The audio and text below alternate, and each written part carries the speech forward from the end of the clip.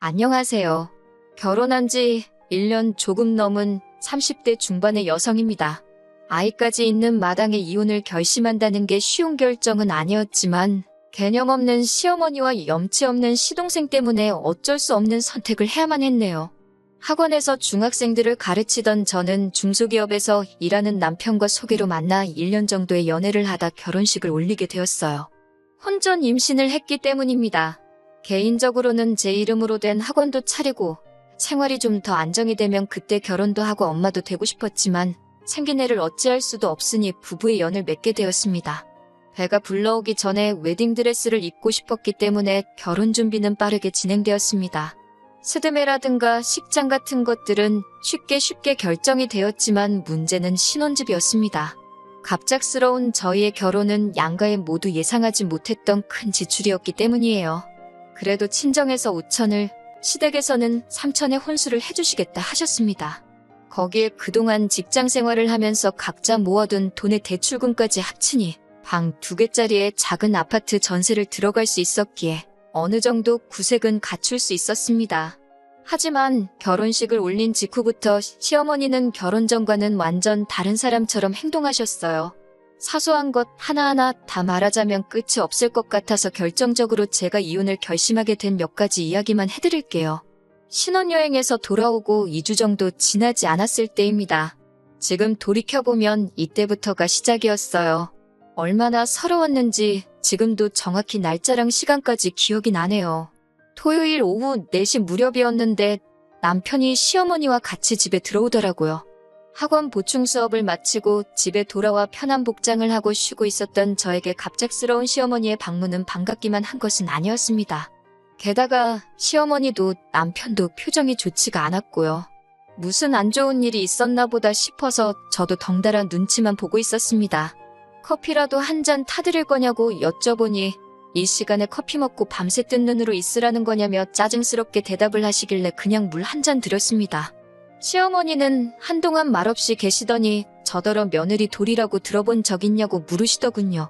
시어머니께서 며느리 도리에 대해 이야기하신 건 이때가 처음이 아니었기에 왜 또 그러시나 싶었습니다. 시어머니의 의중을 알 수 없어 가만히 있었더니 당신이 사람을 잘못 봤다며 며느리로선 아주 빵점이라고 그러시는 거예요. 황당하고 어이가 없어서 제가 무슨 실수라도 했냐고 여쭤봤습니다. 남편은 시어머니가 무슨 말씀을 하고 싶어 하는지 아는 눈치였지만 딱히 저를 도와줄 생각은 없어 보이더군요. 시어머니는 다시 저를 노려보시더니 멀쩡하기만 하고만 이렇게 늘어져 있으려고 안 온다고 한 거냐고 사부치셨습니다. 그제서야 시어머니가 왜 언짢으신 건지 짐작이 가더라고요. 신혼여행에서 돌아오자마자 바로 시댁에 들려 인사를 드렸는데 그날은 어버이날 3일 전이었어요. 한 주에 2번이나 찾아뵐 필요는 없는 것 같았고 몸도 너무 피곤했으며 무엇보다 시댁과 저희 신혼집은 차로 3시간이 넘는 거리였기 때문에 저는 남편에게 어버이날엔 찾아뵙지 말자고 했습니다. 남편도 그러자며 시부모님께는 자기가 말씀드린다고 했고요. 이튿날 남편의 전화를 받은 시부모님께선 저에게 따로 연락을 해오셨습니다. 그 다음 주 주말에 오면 되겠다면서요. 하지만 한 주 한 주 시간이 지날수록 몸도 무겁고 멀미도 심해져서 도저히 내려갈 자신이 없었기에 정중하게 어려울 것 같다고 말씀드렸습니다. 이해해 주실 줄 알았는데 이해는커녕 시부모님은 며느리가 감히 시부모의 뜻을 거슬렀다며 분개하고 계셨던 거지요.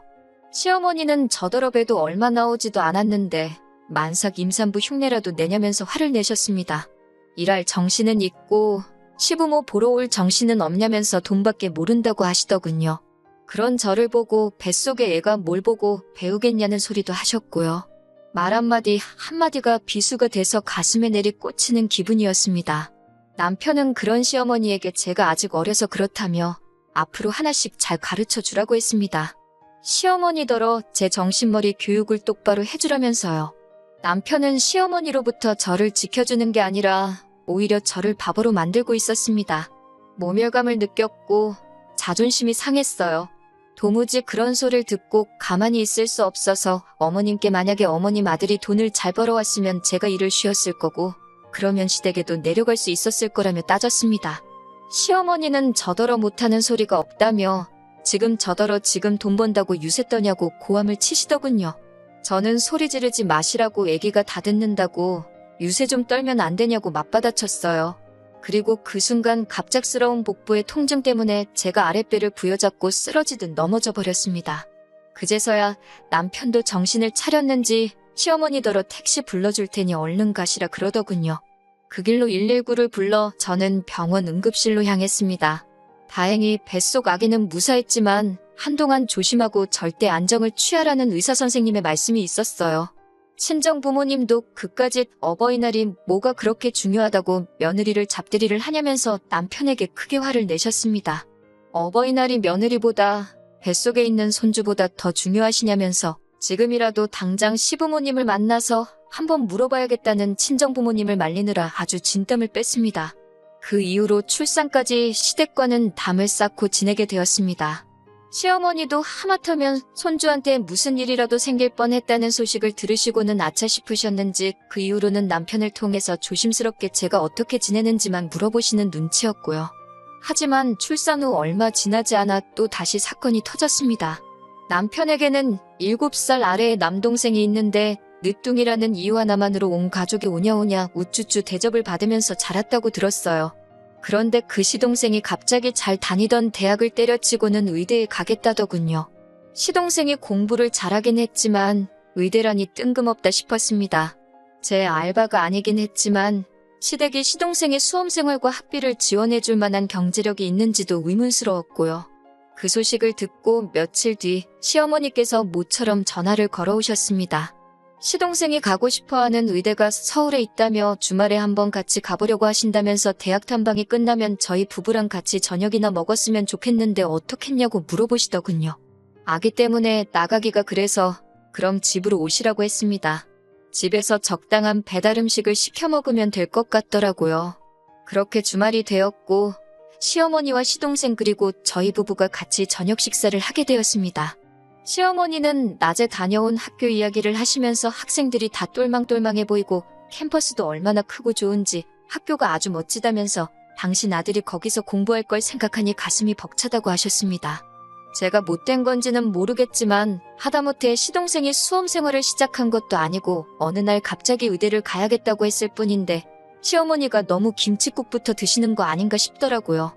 물론 한편으로는 저도 자식을 낳아서 그런지 자기 자식이 제일 이쁘고 잘나 보이는 시어머니의 마음을 조금 이해할 수 있을 것 같기도 했고요. 그러더니 시어머니가 갑자기 저희 부부에게 저희의 역할이 중요하다며 도와줄 수 있겠냐고 물으셨습니다. 시동생이 수험 생활을 노량진에서 하고 싶어 하는데 자취방 구하기가 쉽지 않다면서 딱 2달만 데리고 있어달라고 하시더군요. 2달 안에 방을 구해서 내보낼 거라며 더도 말고 덜도 말고 딱 2달만 데리고 있으라고요. 차라리 뭐 반년이라던가 수험기간이라고 하면 너무 길다는 핑계로 안 된다고 손살이라도 쳐볼 텐데 2달이라고 사정을 하시니 안 된다 소리가 쉽게 안 나오더라고요. 시동생은 자기는 새벽에 학원 가고 학원 끝나면 집에 와서 잠만 잘 거라며 2달만 신세 좀 지자고 하더라고요. 남편은 제 눈치만 살살 보고 있을 뿐 아무 말도 없었고요. 저는 시어머니께 2달이라고 정말 딱 2달이라고 몇 번을 확인했습니다. 시어머니도 걱정 말라고 당신은 약속한 일은 하늘이 두 쪽 나도 지킨다고 하셨기에 그 말을 믿었습니다. 남편마저 그럴 리 없지만 자기 어머니가 약속을 안 지키면 자기가 시동생 멱살을 잡아서라도 밖으로 던져버릴 테니 한 번만 도와달라고 하더군요. 그렇게 며칠 뒤 시동생이 자기 짐을 바리바리 싸들고 저희 집으로 올라왔습니다. 수험 생활하러 온 사람치고는 옷하고 신발이 참 많더라고요. 저도 학원에서 수험생을 가르쳐봤기 때문에 솔직히 학생의 자세나 태도를 보면 어느 정도 하겠구나 파악이 되거든요.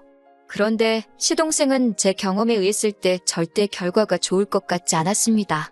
아니나 다를까 얼마간 지켜보니까 공부는 뒷전이었고 여자들을 만나러 다니는 것 같았습니다. 하지만 남편도 가만히 있는데 다 큰 시동생한테 이래라 저래라 하고 싶지도 않고 간섭한다 소리도 듣기 싫어서 모르는 척 해줬습니다. 약속한 대로 2달만 지나면 나갈 텐데 뭐하러 큰 소리를 내고 문제를 일으키겠어요. 무엇보다 제 딸 하나 돌보고 키우는 것도 일이었으니까요. 그런데 한 달 정도 지나서는 만나던 여자랑 잘 안 된 건지 갑자기 이제 마음 잡고 공부를 하겠다고 했습니다. 늦게라도 정신을 차려서 다행이다 싶기는 했는데 문제는 시동생의 학원은 집중이 안 된다며 집에서 공부를 해야겠다는 거예요. 그로 인해 남편 출근하고 나면 집에는 저랑 딸애 그리고 시동생 이렇게 셋만 남게 되었고요. 그 상황이 얼마나 불편하고 어색한지 겪어보지 않은 사람은 모를 거예요. 일단 옷 하나를 입어도 편하게 입을 수가 없었고 생리현상을 해결하는 것도 불편했어요. 특히 화장실 문제는 그 중에서도 가장 큰 골칫거리 중 하나였어요. 집이 작아서 화장실이 하나뿐이었는데 시동생은 남편과는 달리 청결과는 거리가 먼 사람이었습니다. 물도 잘 안 내리고 휴지도 아무데나 버리고 뭐라고 하면 깜빡했다며 실실 웃어넘기기 일쑤였습니다. 남편한테 한 소리 하라고 하면 늘 뒤치다꺼리를 가족들이 해버릇 해줘서 그렇다며 저더러 조금만 참아달라고 하더군요. 2달 금방 간다면서요. 시동생은 또 야식을 그렇게 좋아하는 사람이었는데 야식은 항상 라면이었습니다. 라면만 먹고 끝나는 게 아니라 찬밥도 한 그릇씩 꼭 말아먹었어요. 툭하면 딸애가 잠들 시간에 부엌에서 달그락거리며 라면을 끓여대는 것도 열받아 죽겠는데 형수 찬밥 없냐고 불쑥불쑥 안방문을 열고 물어봐대니 정말 패주고 싶었습니다. 결국 제발 저를 귀찮게 좀 하지 말라는 뜻으로 일부러 찬밥을 만들어서 냉장고에 넣어놓기 시작했습니다. 뿐만 아니라 시동생이 언젠가부터 아침밥을 달라고 하더라고요. 하지만 저도 남편도 아침밥을 먹는 사람이 아니었기 때문에 저는 밥을 대신할 만한 시리얼이랑 간편식 몇 가지를 집에 챙겨두었습니다. 제 딴에는 나름대로 최선을 다해서 챙겨준 거였지요. 진짜 문제는 2달이 지나도 시동생은 전혀 나갈 생각이 없어 보였다는 거예요. 알아서 나가주길 바라던 저는 결국 2달 하고 일주일이 되어갈 무렵 시동생에게 언제 나갈 생각이냐고 물었습니다. 시동생은 뻔뻔한 얼굴로 아무래도 좀 더 있어야 될 것 같다고 하더라고요. 집도 너무 비싸고 저희 집에 있으니까 돈도 안 들고 너무 좋다면서요. 어이가 없어서 그럼 우리 부부는 어떻게 하냐고 어린 조카 방을 계속 쓰겠다는 소리냐고 물었습니다. 시동생은 지금처럼 계속 이렇게 살면 되는 거 아니냐고 그리고 갓난아기가 왜 방이 필요하냐면서 저를 오히려 이상한 사람 취급하더라고요. 저는 결국 시어머니께 전화를 드렸습니다. 약속하신 2달이 지났는데 시동생이 나갈 생각이 전혀 없어 보이니 데리고 가셨으면 좋겠다고요. 그러자 시어머니는 저더러 전화 한번 잘했다면서 내가 그렇게 잘 부탁한다고 너한테 몇 번을 말했는데 어떻게 우리 늦둥이한테 그럴 수가 있냐면서 악을 쓰시더군요.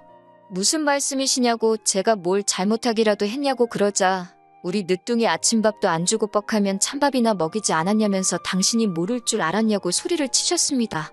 저도 가만히 듣고만 있을 수는 없었어요. 갓난아기 있는 집에 다 큰 성인 남성을 무책임하게 맡겨놓으시고는 이제 와서 제가 굶기기라도 했다는 식으로 나오시면 곤란하다고요.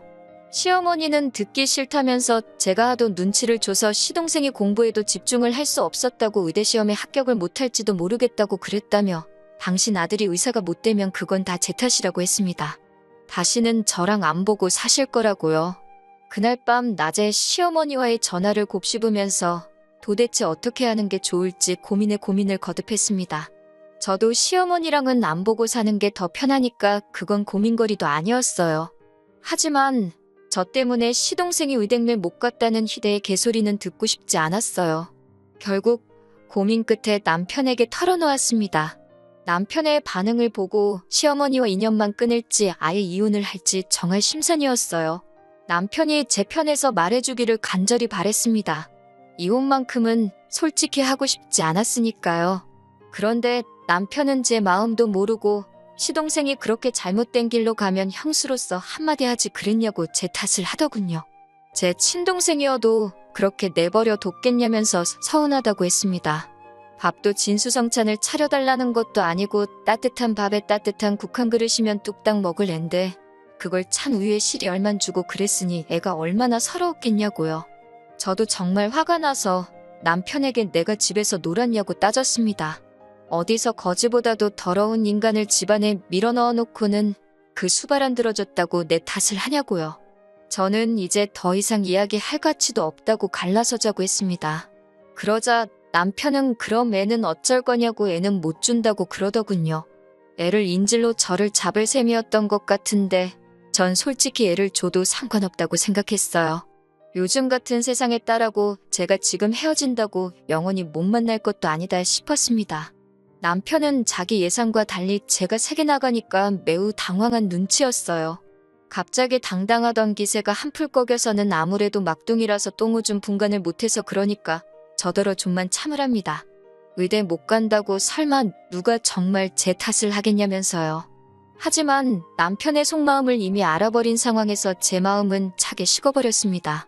결국 아이는 제가 키우고 양육비 대신 지금 사는 전셋집 보증금을 전부 제가 갖는 조건으로 이혼을 하게 되었습니다.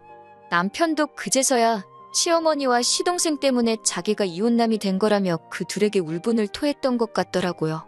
하지만 이제 더 이상 제 알바가 아니었지요. 남편이 아무리 울며불며 사정해도 그 집구석으로 두 번 다시 제 발로 직접 들어갈 생각이 없으니까요. 이제라도 제 인생을 찾았으니 제 인생에 충실하게 살아야겠습니다. 짧은 시간이었지만 아마 제가 평생을 희생했어도 그 집에서는 사람 대접이 아니라 식모 대접도 겨우 받았을 거라는 생각이 들어요. 인생의 큰 결정을 내린 만큼 후회가 없도록 우리 아이와 함께 행복한 미래를 위해서 노력해야겠어요.